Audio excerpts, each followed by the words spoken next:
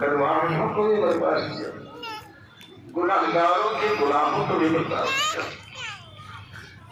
ایک دن ایک صاحب آپ کی خدمت کو لائے گئے، ان سے غلطی ہو گئی، غلطی سے انہوں نے شراب پی۔ اس وقت شراب پینے کی سزا یہ مقرر تھی کہ لوگ شراب پینے والوں کو برا بھلا کہتے تھے، چنانچہ لوگ برا بھلا کہنے لگے۔ ایک صاحب نے کہہ دیا تم پر اللہ کی لعنت ہو، تم ایک گناہ کو بار بار کرتے ہو۔ حضور صلی اللہ علیہ وسلم آپ نے ناراض ہوئے آپ کے جملے پر، آپ نے فرمایا انہو یحب اللہ و رسولہ، چاہے اس شراب پی ہو لیکن وہ اللہ اور اس کے رسول سے محبت کرتا ہے۔ یہ میری امت کا ایک فرض ہے، تم اس پر شیطان کو راستہ مت دو۔ تو میرے بھائیوں، اس طرح حضور صلی اللہ علیہ وسلم نے اپنی امت کو جوڑنے، ان کو مربوط رکھنے، ان میں اتحاد قائم رکھنے، اتفاق کے رسی اور ان کو باندھ کر رکھنے کی تعلیم دی ہے۔ اس کو باندھ کر رکھنا ہماری اور آپ کے سب کی ذمہ داری ہے۔ اور اگر کوئی مجھ سے اور انڈیا مسلم پر سلو بورڈ کا تعارف پوچھے تو میں کہوں گا کہ حضور صلی اللہ علیہ وسلم کی اسی سنت کو اس بورڈ نے انجام دیا۔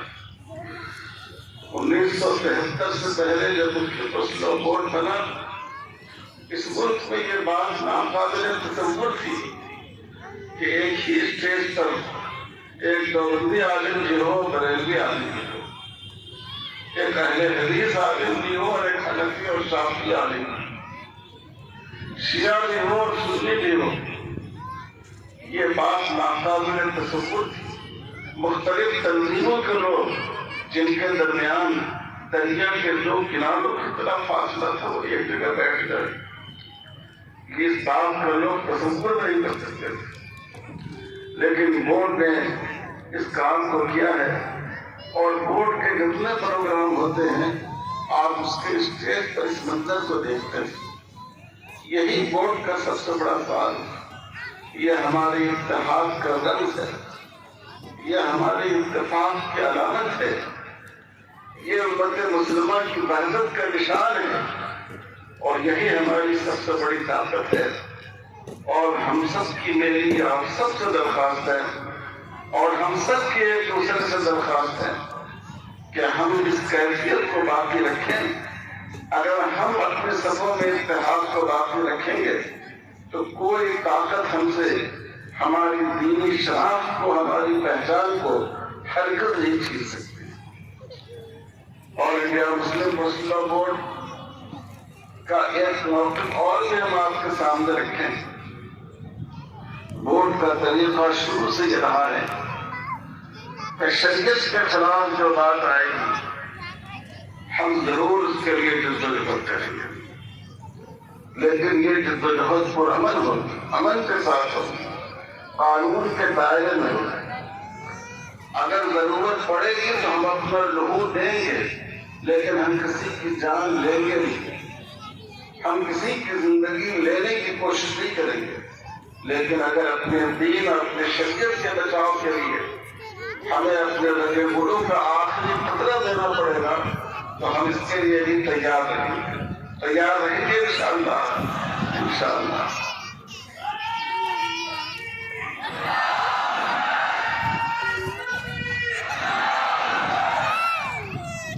یہ وقت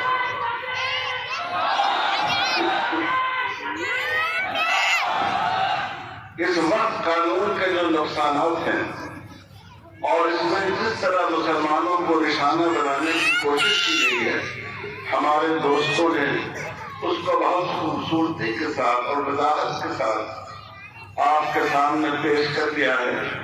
اگر میں اسی موضوع پر بات کروں تو جو بات ہو چکی ہے اسی کو دہرانا ہوگا، لیکن میں آپ حضرات سے یہ ضرور درخواست کرتا ہوں کہ وقت کا تقاضا ہے صرف اس مسئلے کے لیے نہیں مسلمانوں کو اس ملک میں جو مسائل پیش آ رہے ہیں ان کے لیے کہ ہم برادران وطن کے ساتھ میل جول اور اتحاد کی فضا قائم کریں. ایک اتحاد ہمارا دین کی بنیاد پر ہو جو مسلمانوں کے ساتھ ہوگا. ایک اتحاد ہمارا انسانیت کی بنیاد پر ہو جو اس ملک میں بسنے والے تمام لوگوں کے ساتھ ہوگا. یہ بہت بڑی ضرورت ہے. جب فاصلے پیدا ہوتے ہیں تو غلط فہمیاں پیدا ہوتی ہیں. جھوٹے پروپیگنڈوں پر لوگ یقین کر لیتے ہیں. غلط فہمیوں کو دور کرنے کا موقع باقی نہیں رہتا ہے. اس لیے ہماری گزارش ہے کیا بڑے پیمانے پر ہمیں اس بات کی کوشش کرنے کی ضرورت ہے کہ غیر مسلم بھائیوں کو ہم بتائیں کہ اسلام کی تعلیم برادران وطن کے سلسلے میں کیا ہے اور وقت کا قانون مسلمان اس کی کیوں مخالفت کر رہے ہیں. جو ٹیچرز ہیں وہ اپنے طلبا کو مناسب موقع پر اپنی گفتگو کے اندر سمجھائیں. جو مقررین ہیں وہ اپنی تقریروں کے ذریعے سمجھائیں. جو سماجی اور سیاسی لیڈر ہیں وہ اپنی بات پیش کرنے کے ساتھ ساتھ اتحاد کی بات بھی کریں اور اس اتحاد کے بارے میں اسلام کا جو تصور ہے اس تصور کو بھی خوبصورتی کے ساتھ اور دلیل کے ساتھ پیش کریں تاکہ ہم ان غلط فہمیوں کو دور کر سکیں. اگر ہم اس ملک میں 20% ہیں تو اول تو 60% غیر مسلم بھائی غلط فہمی میں مبتلا نہیں. ان کے تعداد 5-10%.